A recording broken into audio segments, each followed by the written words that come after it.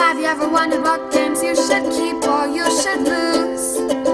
Find out here at Purge Reviews. Have you ever wondered what games you should sell or you should use? Find out here at Purge Reviews. Find out on our top 10 list what games you cannot miss. Don't forget to subscribe to Purge Reviews.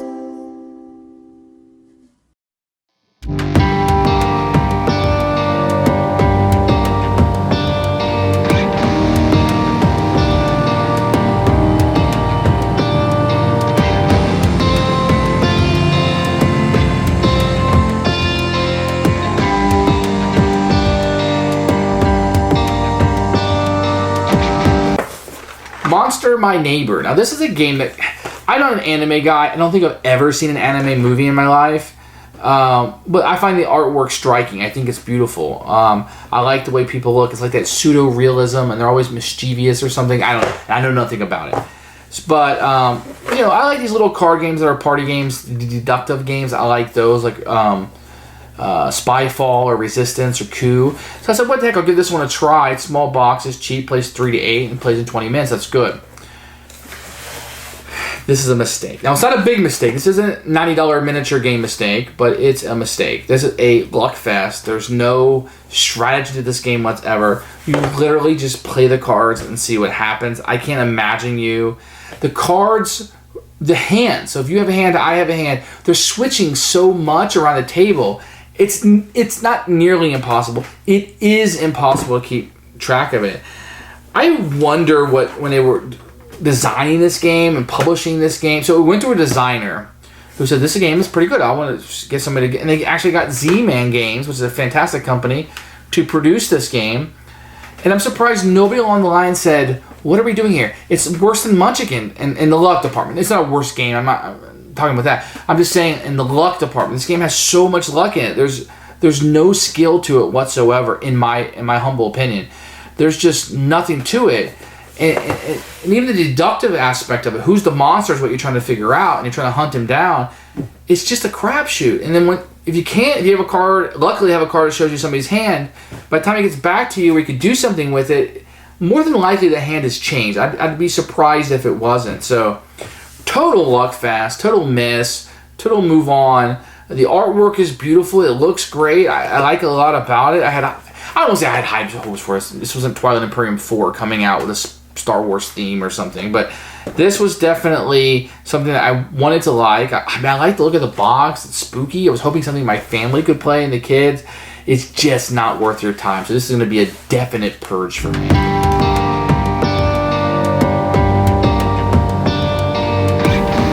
Here are the components for Monster My Neighbor. It's a pretty portable box. I think once you see the inside, though, you'll realize it could have been a little bit more portable.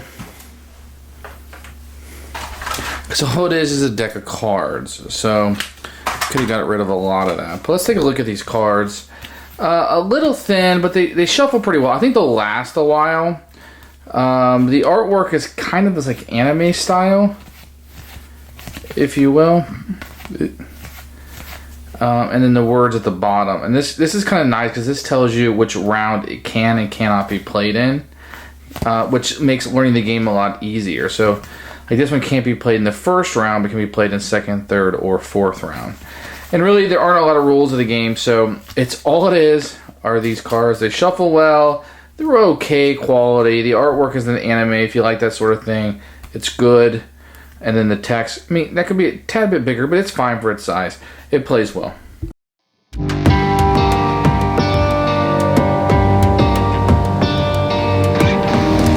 rules for this game are pretty simple. When you're reading it, you're like, well, holy smoke, I can play this card then and that card then. And such a light game. It's like, how am I going to memorize all this? But they do a really good thing, and there's 4 rounds in a turn, and they put on the card, green or red, if you can play it. There's a green means you can, a red means you can't. And it was brilliant because you look at your cards really quickly. You don't have to memorize what round the card's going to be played because that's an important aspect of the game. You just look at the card. Oh, this one can't be played in the 4th round, so I got to make sure I played the first 3. Now, if you screw that up, you screw the game up. But that's on us as players, right? The game did everything it could. Now, if it did give any player aids and just tools in the rules, you can't play the monster in the 3rd round, you can't play the hunter in the 4th round, then yes, I agree. But they put it on the cards. That's on us if we don't get it right. So that aspect of it, I gotta say, is pretty good.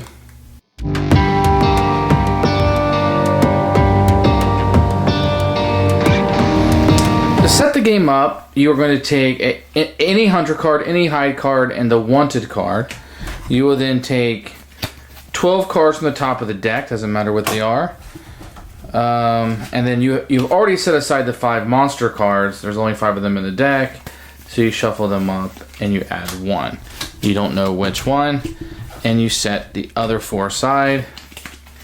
And you shuffle your cards up.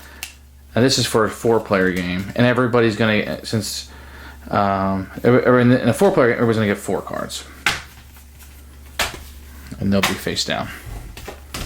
So, you have 1 hunter, 1 hide, you have 1 monster in the deck, and you have 1 wanted. Now, whoever has the wanted card, these would all be face down. So, whoever has the wanted card immediately throws out the wanted card, and they're the starting player. Okay? And that's where we stand. As a general note, there's some rules that you have to watch. Now, the nice thing is the cards will tell you. You can play this in the 1st, 2nd, or 3rd round, but not the 4th. And some of them will be different. Whatever round it can't be played, I'll show you. So the 1st round, you can't play any monsters. And monsters can only be played in the last round. And hunters cannot be played in the 1st round. So it's kind of to realize that. And the cards, you don't have to really memorize it. Like I said, the cards are going to show it to you. So on a turn, somebody would just play a card. And I'm just going to play one randomly, a fog. It can be played in the 1st round. Great. Each player hands in 1 card face down, shuffles, and deal out 1 card to the player. So then everybody's going to take 1 card and shuffle them up and then redistribute the cards to everybody. So the next person would play a card, look at a player's hand. So then now you can play this and look at one person's hand, which is completely useless because if somebody plays one of those shuffle cards, now you don't know what somebody has. So the process of elimination isn't working. So what are you trying to do in this game? Well, if you're the monster, you want to survive into the end. You want the monster card to be played on your last turn. I'm the monster on the 4th round, so you want to survive to the 4th round. You do that, you get 2 victory points. If the monster was discarded because somebody made them discard it, then you get 2 players if you force the monster to discard. Everyone else, except the monster, gets 1 victory point. If the monster was forced to be discarded by a friend, now sometimes there's friend cards, well, you'll end up being the friend of the monster. And that might be in the deck here. If you end up being a friend of the monster, then you get 1 victory point. So you're going to play 5 rounds of the game. Whoever has the most victory points that win.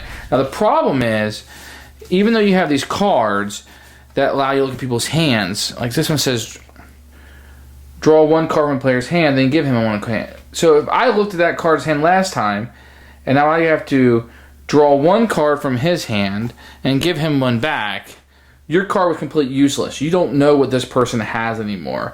It just becomes a really big luck fest. So really what you do is you just, here's a villager. This is a nothing card. So on your turn, you actually didn't do anything. You just drew a card down.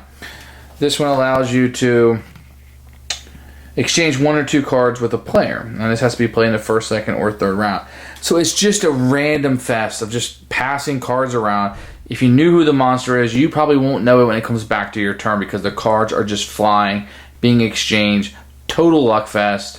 That's all it is. And in the 4th round, if the monster's there, he gets 2 victory points. If somebody forced him to discard, then you get 2 victory points. At the end of 5 times doing that, whoever has most victory points wins. Who